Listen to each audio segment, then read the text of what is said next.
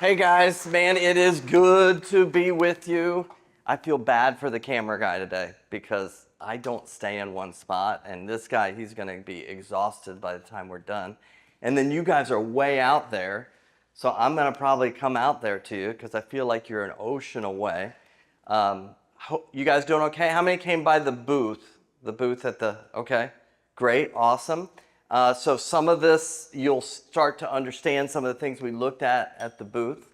We're also, I'm just gonna throw it out there at the beginning, we're doing a competition between the three areas. That's shop and offices and what's the other? And pit crew. Wow, I should know that, right? Okay. Those three groups, which, how many are part of the shop? Okay, pit crew, not represented. Office, okay, office. Okay, so we're going to use a percentage formula since the volumes, good to see you, John. I see you there, awesome. Since the volumes are different, we're going to use a percentage, and over the next 6 pieces of the master class, those people that attend, we're going to be getting an attendance. The highest percentage group is going to get 2 months of the Inner Armor core training right in your area, where you'll be able to access all the breathing technology and everything at a kiosk. Same stuff we use at the 49ers today. As they start the day, the preseason starting, they'll all be in there breathing and learning how to get their heart working well and getting their brain working. So that's going on. So make sure as we go through the 6 parts, we're going to be starting right now with a general overview of the brain. Does everybody have their brain? Did everybody bring your brain? Anybody forget your brain today? Okay, we got that's nice. The camera guy forgot his brain, okay. We all have our brain, which is actually your greatest asset. But before talking about that, where we're going to spend most of our time today, let's talk about the things that we would like to see different. So I just threw a few things up here. Common behaviors or emotions that people want to change. So I'm going to throw a few up here, and then if I've missed one or two that you think should be up there, let me know, okay? But let's put these 15 up here. Focus, sleep. People like to see their sleep better. Confidence, be more confident. Less anxiety. Mood issues. Be more disciplined. Better memory. You know, I'm getting up there, okay? So I'm kind of wondering, I want my memory to be strong, okay? Maybe some of you want that as well, because you'd hate to do all this work and retire and not have a brain that works, right? So we want the memory to work. Procrastination, productivity. You don't want your procrastination to get better. Let me just point that out. You're trying to get it so that you're not procrastinating as much. Anger or irritability, patience, communication skills, impulse control. Anything else that you think that like people in general, or maybe you, or do, first of all, let's ask this. Do any of these hit any of you out there that you'd like better? You don't have to say which one it is, okay? You don't have to say, but do any of these like, man, I'd really like to be better in that one that Doc just put up there. Anybody got, okay, so you got some things you want to be in. Anything that I'm missing that you'd like to be better or you would like to see change? Anything that you'd like to see in your life better or change? Nothing? No? You don't have anything else? Okay. Everything's great. You guys got it all, right? No, there's no other behavior or emotion you'd like to see better or change. Okay. No worries. No problem. But think about it as you go. Actually, we'd like our no worries to get better, right?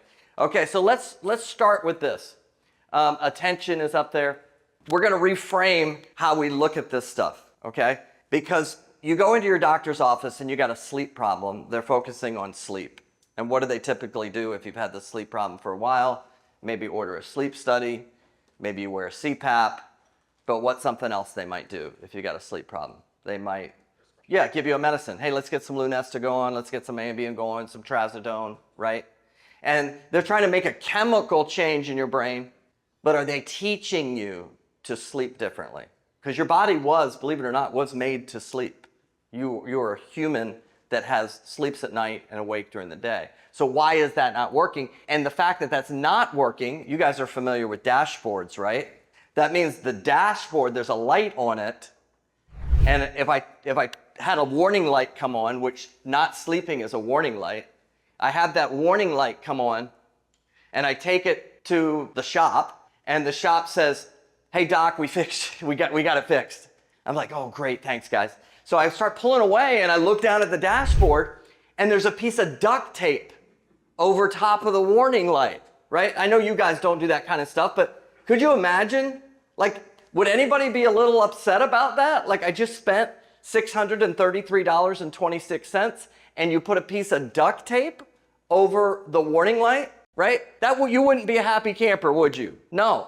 Because what is it that you want the shop or the mechanic to do? What do you want them to do? Fix it. Check the engine means check the engine, right? That's pretty basic. It says it right there, and you put a light over, or put a piece of duct tape over the light. Much of our medicine, unfortunately, today is duct tape medicine. You're not sleeping, but why aren't you sleeping? And is that the first indicator of a blood sugar problem? Is it the first indicator of a potential memory problem? Because you're not getting into REM sleep and you're not forming memories. And you don't want the duct tape to be the final answer. I'm not opposed to medicine, but I am opposed to not looking at the brain. John mentioned I'm a pediatric neuropsychologist originally. I've been doing this for about 32 years. About 20 years ago, started to expand what we do. But initially, a big thing that happens with kids is they go into their doctor's office, and in 10 minutes, they get this rare diagnosis because they're impulsive and not focusing. Does anybody know what this rare disorder is called? ADD, right? You ever heard of that disorder? You know, in 1990, it was 1 out of 30 kids that had ADHD. Now it's 1 out of 7. And if you're a low-income male, it's 1 out of 3. Now, how does being a low-income male decrease your neurological potential? I don't know, but that doesn't make sense to me, right? And how did we go? What would you call something that went from 1 in 30 in the population to 1 in 7? You would call that an epidemic, right? We just went through one a few years ago. We would be concerned about that. But what happens is nobody's looking at the brain. The brain is so important to look at, to understand. Before I chemically alter, I need to look at the brain. Does that make sense? You all guys hear me on that? We got to look, and you got to start asking those questions. Well, wait a minute. I get that the last 4 people that came in had a sleep problem, got their Ambien, but I'm different than the next guy. Like, what's your name here? Sean, and your name is? Chris. Sean and Chris come in. They both got a sleep problem. He's the 9 o'clock, he's the 9:15. That's about how fast it is. They both walk out the door with their Ambien for their sleep problem. The problem is from the beginning of time until the end of time, that's a long time, there will never be a brain like Sean's. Ever. Beginning of time, there might be a lot of people called Chris, but there will never be a brain like Chris. Do you get that? You are fearfully and wonderfully made. You are unique. You're not just a diagnosis, okay? And one of the things I really want you to take away is how wonderful the human brain is. When we look at all these behaviors, we get stuck downstream. You're going to hear me talk about this a lot. Downstream, what's going on, right? And we get so focused on downstream because we can adjust things with a Red Bull, okay? We can adjust things with a tall caramel macchiato, right? We can change things with different chemical alterations or with Ritalin or Prozac or whatever. But we're just looking here. We're not looking up here at the brain. Does that make sense to you guys? We need to look at the brain. So you guys are going to learn more over the next 5 to 6 weeks, maybe in the next 2 times that we meet, about the brain than probably your physician knows, okay? And we work at medical schools, we run entire classes of med students. I'm not opposed to that. I'm just saying most people aren't understanding the nervous system like you guys are going to understand it.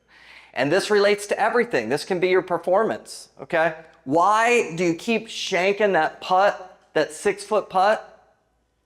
It's not just hit. I work with a lot of golfers. Anybody ever heard of Bryson DeChambeau? You guys ever heard of him? Okay.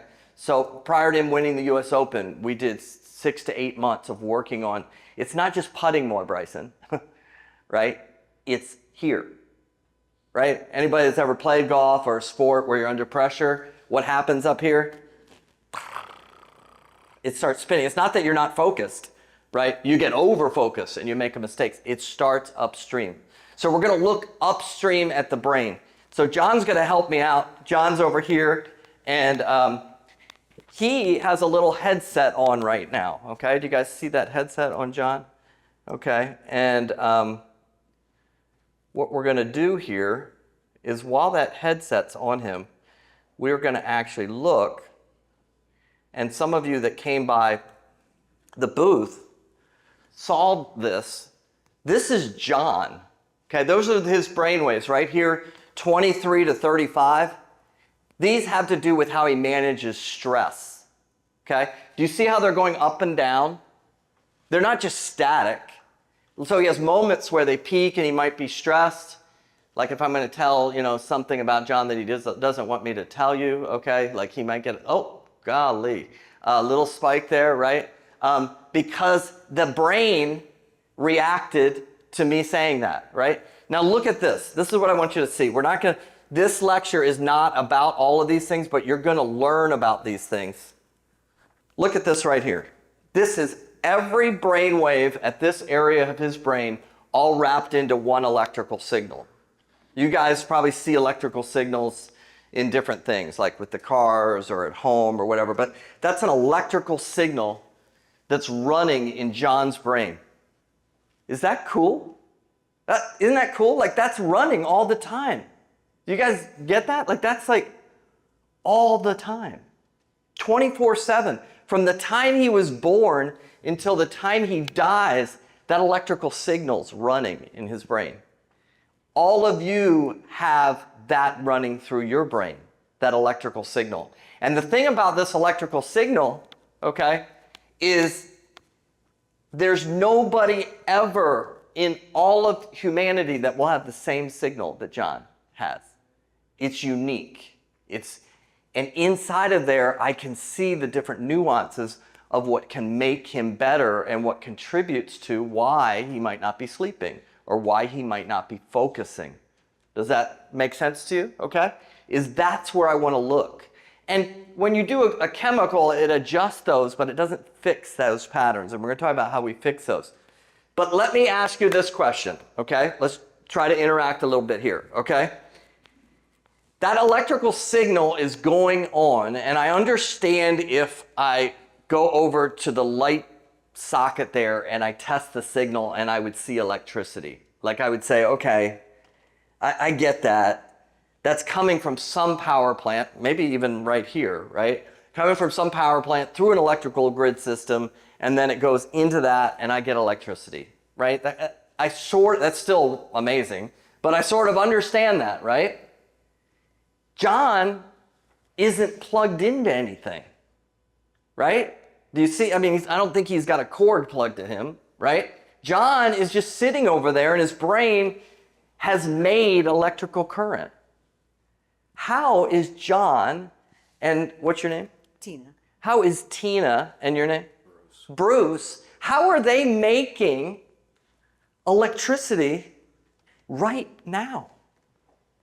How is John making, he's not connected to the dam over there and we're getting hydroelectric. He's making electricity. How is he doing that? How are all of you doing that? Where are you getting the resource from? I understand coal. I don't really understand it all. Coal, nuclear, hydroelectric. But how is he making electrical current? What does he need? What do all of you need to make electricity? What do you need? What's an element you need? What's something you need? Who said, what's that? difference? Voltage differences, but somebody said water, right? You need water, right? What about water and electrical current? Like if a wire's down, we don't want to step in a puddle, right? Because it conducts electrical current. But in a human, I want electrical current being conducted, right? So that's why hydration is really important. But that's actually probably only the third most important thing I need to make energy. What is something else you need to make energy besides water? Who said oxygen? Nice. We need oxygen is actually number one. Because see, I can go without water for a little bit. But how long can I go without oxygen? Not very long, right? In a few minutes, if I took oxygen away from you, you would give up everything you have for one more breath, right? You need food, like right here, we need food to make electrical current, but do I need food constantly? No, I could go for days without food, okay? I can't go that long without water, but oxygen, we're talking minutes. The percentage of energy that you make from oxygen is 85%. What? 85% of the energy that John is making is coming from oxygen. Isn't that amazing? There's only a very small percentage that's actually coming from food. And there's only a small percentage coming from your supplement. But most of it's coming from oxygen. It's cool, right? Coming from oxygen. And then the other thing we need, I said number one is oxygen, number three is water. But number two, I think that's even more important than water. And nobody said it yet. What do we need each day to progress to the next day to keep the electrical current going? We need to do something at night. Sleep. And sleep is so important, but yet many times we can adapt to bad sleep cycles. And the great thing about a human is we can adapt, but the bad thing about a human is that we adapt. Okay? And we think that that's normal, but our energy and our behavior and our downstream things are coming from the brain not resting or sleeping correctly. Sleep is so important. 7 days without sleep, and you will go psychotic. You will lose touch with reality. That's why sleep many times is used as a torture method, right? Because it's so traumatic to the body to be deprived of sleep. And an hour here, an hour there, a couple hours here, a couple hours there, you do that week in and week out, and you're actually creating massive damage and inflammation to the body. Okay? One of the main components to issues with our weight is related to sleep. Okay? So 7 days without sleep, I go psychotic. By day 13, you would be dead. Without sleep. Sleep is so magical. Actually, you guys know, you've heard of Roger Federer, right? Probably one of the greatest athletes ever when you look at his run in how many weeks he was number one in the world, went beyond a year, 2 years, 3 years. It was amazing, right? But he says he just can't play tennis if he hasn't gotten 10 hours of sleep. What? And I've seen this over and over again, working with number one in the world in golf, which I've had the opportunity to, working with number one in the world in tennis, MVP of the NBA. Sleep is the superpower. Learning how to sleep. And that's in 2 lectures from now, okay? We're going to talk about sleep. Okay, let's give John a round of applause for letting us use his brain. Huh? Was that pretty cool? Thanks, John. Thanks. Next time it'll be one of you guys, right? Let's go ahead and get back to here. And let's just test. Let's see how we're doing, okay? Number one resource my brain needs for making energy is what? Oxygen. The number 2 is what?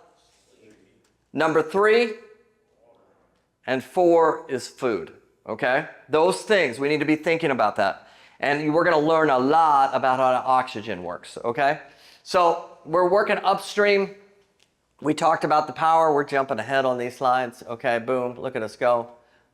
There we go. Oh, not him yet. Okay, let's talk about, now it's going to get interesting. You are going to sound brilliant out there when you leave here, okay?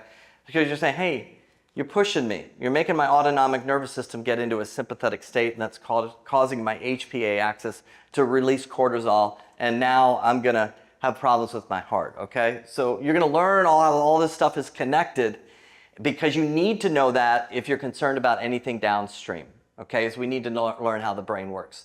So we're going to talk about the software system that allows you to manage the energy. We talked about make. Now we're talking about manage. Got that? Let's say it together. Ready? Make, manage. We can do that better. Here we go. Ready? Make, manage. Okay, that was weak. Okay, but we can do better.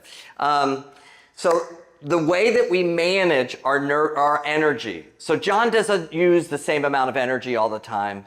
Chris doesn't use the same amount of energy all the time. Sean doesn't use the same amount of energy. Justin doesn't use the same amount of energy. John, you people don't use the same amount of energy all the time. You choose, your nervous system chooses how much energy you're going to use at any given moment. Does that make sense? Like, I don't want to use it all up at once. And you've had situations happen that you feel like you expended all of your energy at once, right?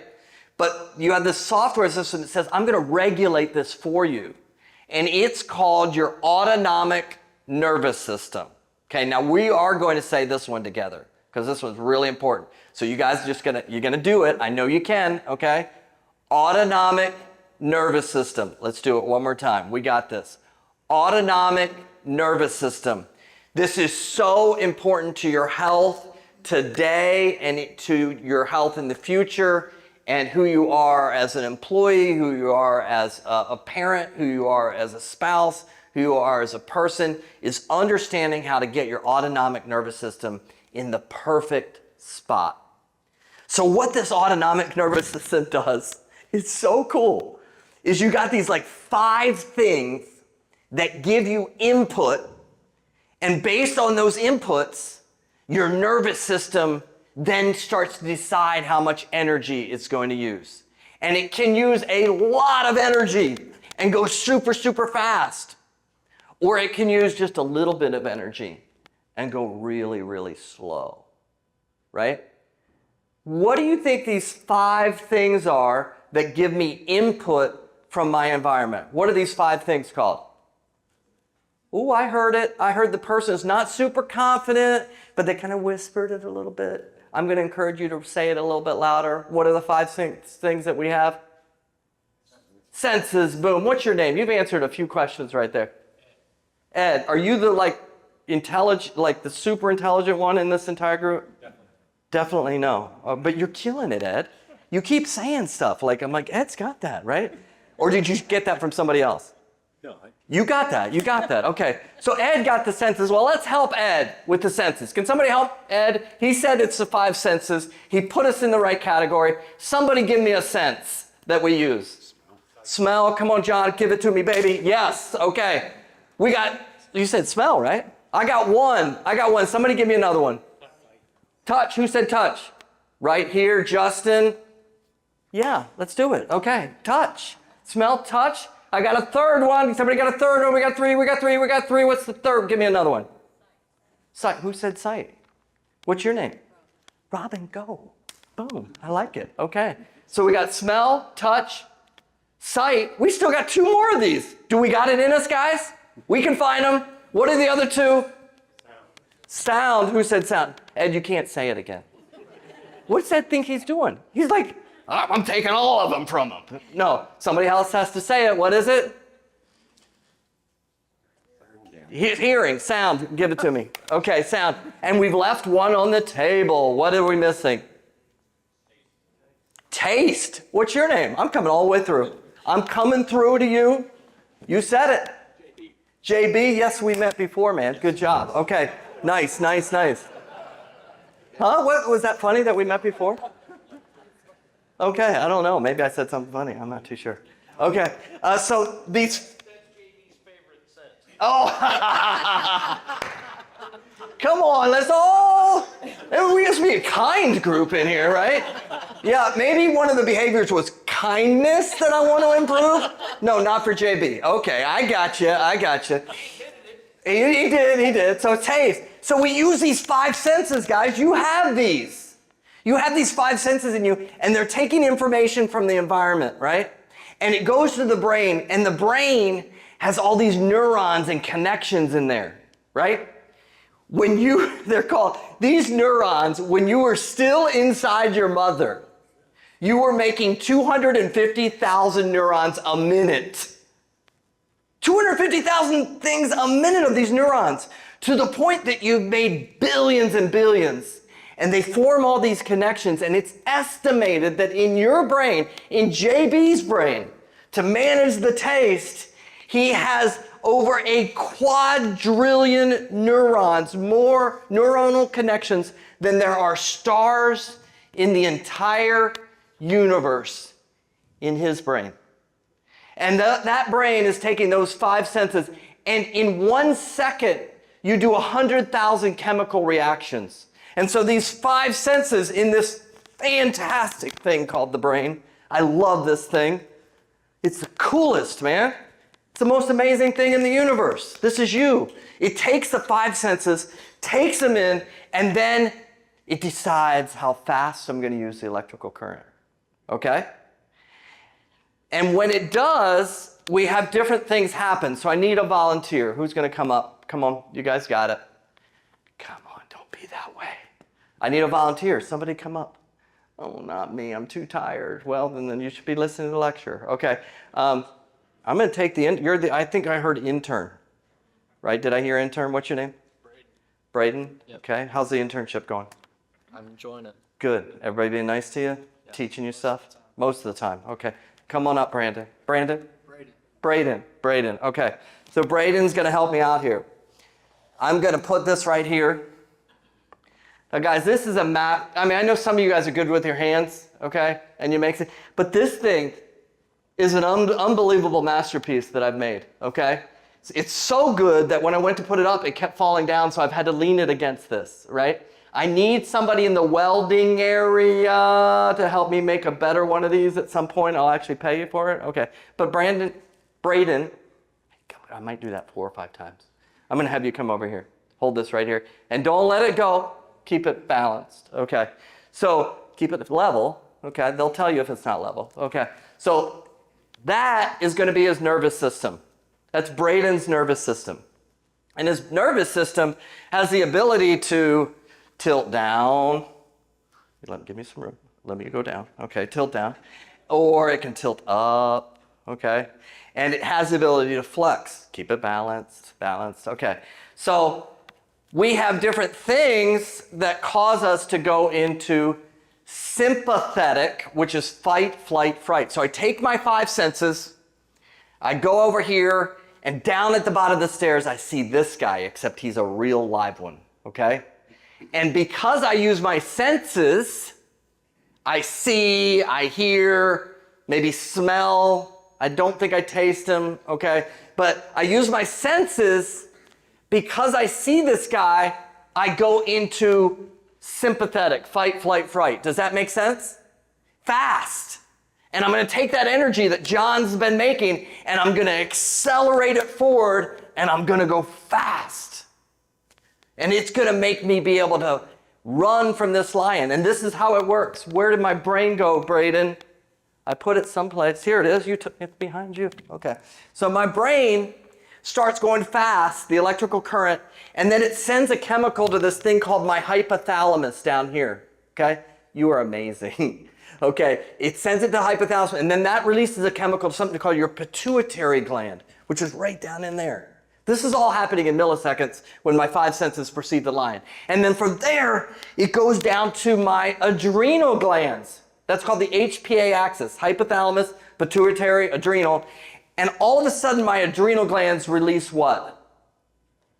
Who said it? See, you just kind of mumbled it. Just yell it. You're going after JB, and you can't yell it. What does it release? Adrenaline. You got adrenaline, baby. Come on, give it to me. Yes. Okay. It releases adrenaline, and adrenaline does something amazing in your body. Okay. It takes every cell that needs 3 channels of sugar to function, and it says, at this moment in time, we're going to take in 9 channels of sugar. That's the sole purpose of the adrenaline, is to make the cells absorb tons of sugar out of your nervous system. So you triple the sugar volume in milliseconds from my 5 senses perceiving and going through the HPA axis, and boom, adrenaline, every cell, top to bottom, takes a ton of sugar in.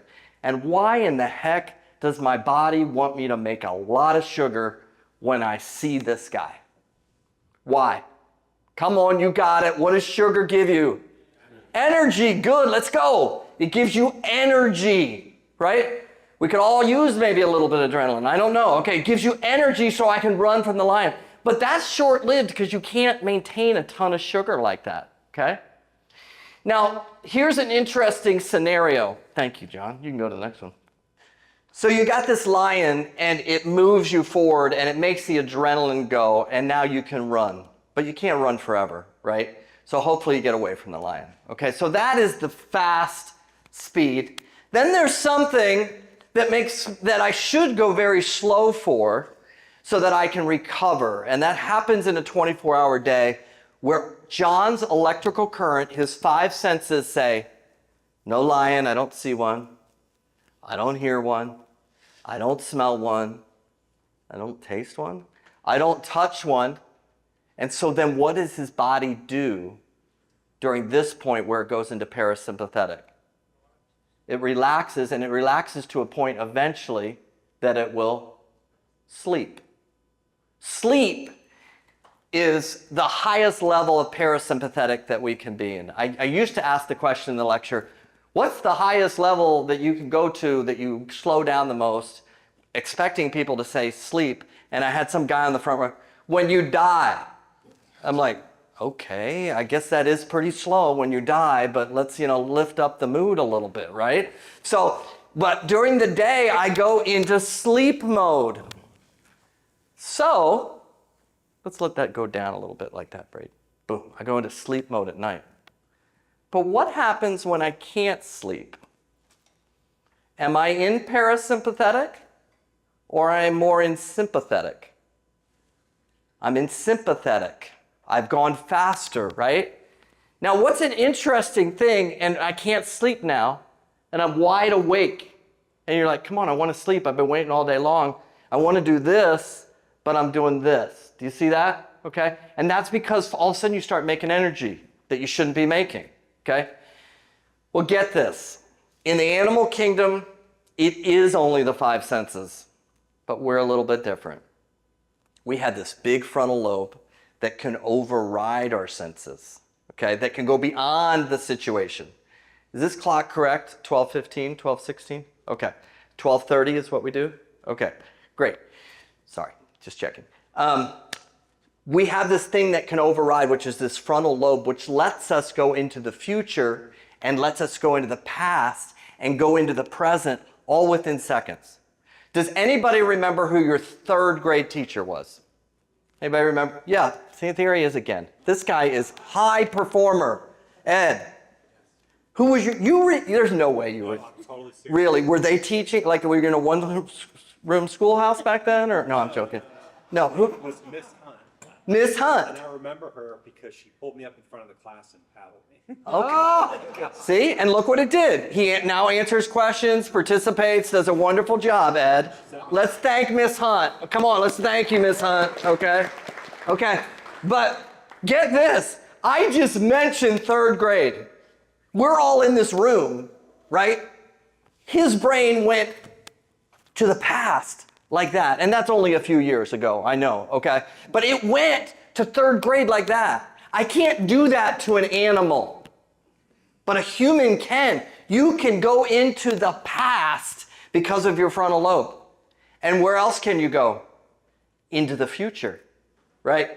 Like things that are created happen, like iPhones and Teslas, and all these things are created because somebody said, what if? And they went into the future. That's what makes us so amazing, is we can go into the past, we can go into the future, we can be in the present, all within milliseconds, because we have this huge frontal lobe. Does that make sense to you? A zebra doesn't do that. And there's a great book that if you're a reader or listen to it called Why Zebras Don't Get Ulcers. It's an interesting title, right? Why Zebras Don't Get Ulcers. Which, if anybody had the right out there to go get an ulcer, don't you think it would be a zebra? Like, he's got this guy all around, and he has to live with this guy. They live in the same, like, neighborhood, right? They pay those same HOA fees, these two guys, right? And they're in the same neighborhood together, and he's got to find a way to survive. And what happens for the zebra is he sees the lion. Now we got it. Brain lights up. Hypothalamus, pituitary gland, adrenal glands pump out adrenaline. He gets the sugar, and now he runs. And if he survives, he went in. What state did he go into when he saw the lion? What state? Sympathetic or parasympathetic? Sympathetic. Sympathetic. He went into sympathetic. But when the chase is over, he doesn't stay in sympathetic. You know what he does? He goes down to the watering hole, right? And he's down in the watering hole with his baby zebras. And he's not sitting there wondering, when's the lion coming again? He's just like back into parasympathetic. And you know what else? He's not worrying about his 401k, is he? He's not worrying about if, Johnny Zebra here is going to make it into, UNC. Like, he's not worrying about that, right? He's not thinking about that, but see, because he can't. The zebra can't. He can only live in the moment. The problem with most of us is we're not living in the moment. Where are we living? In the future and in the past. And in a way, we're doing this. I said it as a creative thing, but we can also do it as a way that creates anxiety, which is what if? What if this happens? Anybody lay in a bed at night and you're like, what if? What if about my job? What if about my relationship? What if about my kids? What if about my bank account? What if about my memory? What if, right? And we can create that response, and there's no lion. But we create the exact same sympathetic because we get stuck in our what ifs. I have this hole that I love at the golf course I play at, and it's over this body of water. It's a par 3. It's just a great hole, right? But I tend to have so many issues with this hole, even though I could sit out there and I know that my gap wedge is going to go 102 yards. That might be a little weak for some of you, but I know my gap wedge will always go 102 yards. You could have me do 30 of them and it'll go 102. I come up to this hole and it's 102 to clear the water. Right? I'm sitting there. This thing's 102. I'll put $100. I'll hit 102. But what happens? I start saying, what if? What if? What if? And I go to hit it, and it goes right into the water. That's never happened to any of you. But that wasn't my behavior of swinging. That was my what ifs. And they were making me go into sympathetic. How about my what abouts? My what abouts? What about the thing that happened for poor Ed when he was in 3rd grade and Mrs. Hunt brought him up and spanked him in front of everybody, right? I mean, he's still dealing with this, okay? But that's his what about that he's kind of dragging. I'm joking about that with Ed. But you guys know, I know some of you had some trauma, some loss, some difficulties that you're dragging around with you, and it's not letting you be in the present. And you're interacting with somebody, and they're like, is that guy even listening to me? Because your what ifs have you in the future, your what abouts have you in the past. If you go to our website and watch a video that I recently did with Brock Purdy. Do you guys, some of you know who Brock Purdy is, okay? He's a quarterback for the 49ers. And Brock and I are in this interview together, and we're talking about being in the moment and being where your feet are. If anybody's going to have a lot of what ifs, I think an NFL quarterback looking at that line in front of him could have a lot of what ifs, right? He is seeing a lot of lions. And that's the Detroit Lions. No, that wasn't funny at all, okay? But he's seeing those lions, and it's making him get into sympathetic. But he's learned over time to be right where his feet are and to be present, okay? So let's think about this. Here's the autonomic nervous system, and I want to ask you, think for a second, what are the lions in your life? Okay? Just think about that, and maybe later kind of write those down. What are the lions, the what ifs and the what abouts? See, the problem with this whole cortisol thing, this adrenaline thing, is it's okay if I use it under stress to run from the lion because I'm making adrenaline and I need all that sugar. But if I'm just sitting here, just like you guys, I'm just sitting here, but I'm going, what if? What if? What if? What about? What about? I'm trying to work on something and I can't focus. What if? What about? And my nervous system starts going faster. It doesn't know any different. And it starts taking me into sympathetic, and the same reaction happens. Brain lights up, hypothalamus, pituitary, adrenal glands release adrenaline when I'm sitting here, but now I'm not burning off the sugar. And so 3 things happen. The number 1 cause of obesity and weight gain. And where does it happen? Right at the adrenal glands. Is I'm making this response, this sympathetic response, but it's not related to what's in front of me, okay? Second thing that happens is what would happen, what disease do you think you would develop if your body kept asking for sugar, but eventually couldn't keep up with the sugar? What disease would develop in somebody? Boom. Number 1 cause of type 2 diabetes is an overactive sympathetic response that is forcing you to make more adrenaline and demand more sugar because your autonomic nervous system is out of balance. That is the number 1 cause for type 2 diabetes. It's the number 1 cause for obesity. The third thing, it's the number 1 cause for cardiovascular disease. And fourth, number 1 cause of dementia. Those are those 4 together, heavy hitters. And you're telling me, Doc, if I work on my brain and I can balance my autonomic nervous system, I can prevent these things from happening? Absolutely, 100%, I'm telling you that, okay? Now the problem as we kind of finish up is most of us, our autonomic nervous system has a ton of tilt to it. You see how this, does anybody know? You guys know this. And Ed cannot answer this question, okay? Don't rely on Ed, okay? Do we promise? Ed's not going to answer this question, okay? This right here that this thing is rocking on, what would we call this? What is this called that the seesaw kind of moves on, this thing in the middle? A pivot or a fulcrum? Pivot and fulcrum are good answers, but I'm going to use fulcrum.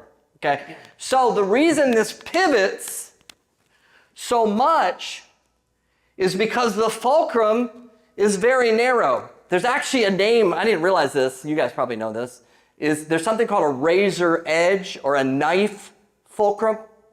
And that means it's a very narrow, so the thing can balance real quick, it can pivot real quickly. That's a knife fulcrum, very narrow. We don't want to have a knife fulcrum because what happens is I drive to work, somebody cuts me off, and I tilt, right? Or, somebody ticks me off in the office, and, they're just having a bad day. But I go into sympathetic, and I tilt, and I wonder why I can't sleep at night, right? Or something happens, I check my bank account, oh my gosh, what if? I tilt. I'm tilting to every little thing that comes along. I'm tilting because my autonomic nervous system is on a razor's edge. And I do this so much that now I can't sleep at night. Or what happens is I do this so much that eventually, lift it up, I crash. And during the middle of the day, I'm so tired. I'm falling asleep while Dr. Royer's lecturing, right? Ooh. So my energy's gone because I used up so much of it, right? And I just react to things. I blow my lid, right? I just react. Knife fulcrum. What we're going to learn, and we're going to next time we meet, we're going to learn how to change the narrow fulcrum to what's called a wide fulcrum, okay? Where the base becomes wider. What will happen to tilt? I can't change your life. You will experience stress. We do work with all the Liberty athletes at Liberty University. Every one of their athletes come to our kiosk. And the assistant athletic director, we were interviewing him, and he said, you know what we do? Is we purposely put young adults, athletes under stress. We purposely do that. That's the job of sports, is to put you under stress. You guys are under stress. That's part of your job. I cannot take that away from you, okay? I can help you learn not to get in what ifs and what abouts. But the other thing I can do that we're going to work on, and we're going to learn about this next time, okay, is what's our number, I'm going to test you, what's our number one resource for making energy? Oxygen. This is a model of how the lungs work, which we're going to learn about next week. I can learn to change how I'm using oxygen, and it will change how I react to the environment. I can learn, this guy right here is your heart. It's the size of the heart. I can learn how to manage my heart, and it will make my focus. And people could be doing chaos around me, and I am laser focused, laser calm, because I've widened. I can't take the Detroit Lions away from you, right? But I can put you in a situation that you can stay calm and focused, or we can learn that. And then the third thing that builds your fulcrum base is how to manage the brain, which we're going to learn about next time, okay? So a couple things. Questions to ask that I want you to ask yourself is, what are the lions? What are the lions, okay? Am I living in what if, what about? I want you to do this exercise for me, okay? Take a normal moment in your day and say, how much of my time right now is in the present? We have 100%. Am I 30% what if, 30% what about, and 40% here? Where are you? Kind of ask yourself, am I in the moment, or am I in the what ifs and the what abouts, okay? And then I want you to start asking questions about why these things are happening in your life, or things that you want to get better. And think of the first place I'm going to look at is my brain, and understand my brain. Last thing, the most amazing thing on this planet is your brain. And even on your worst day, it is still absolutely amazing. It keeps you at 98.6 and you don't even think about it. That is mind-boggling. Your brain is amazing, and your brain can be stronger, okay? So those things, let's thank Braden, okay? Great. And let's finish up with a couple logistics. Couple things as we finish up. One, it was just a pleasure being with you guys, okay? And I'm taking Ed to every lecture I do. Ed, I'm on the plane tomorrow to San Francisco. I got a seat next, you got that when I talk to the players in San Fran, you're coming, okay? Look at you go, you're just too good, okay, thanks. But as we move on, next time we meet in August, just a few weeks away, we're gonna do Reclaim Your Focus, okay? I do need you to scan this QR code so we can register you for what your group is doing, so that you can win the 2 months of training to improve your oxygen flow for your area of Joe Gibbs Racing, okay, whichever area you're in. So scan this, answer like 3 or 4 questions, pretty easy, and go from there. The other thing I need is I want to talk about how we're managing oxygen next time. And I don't want to just talk about it theoretically. I want to talk about it about you, okay? So if I could have about 20 people that would give us about 5 minutes at the end over here. We just need to do a 3 or 4 minute exercise with how you're managing oxygen. Your results will be totally anonymous. Nobody will ever see your results. But it's very important for the group to, when I talk about this, it seems so simple about oxygen, but it's very complex. So I really could use 20 to 25 people that will let us look at your oxygen intake through this belt that you're gonna put on. Very easy to do.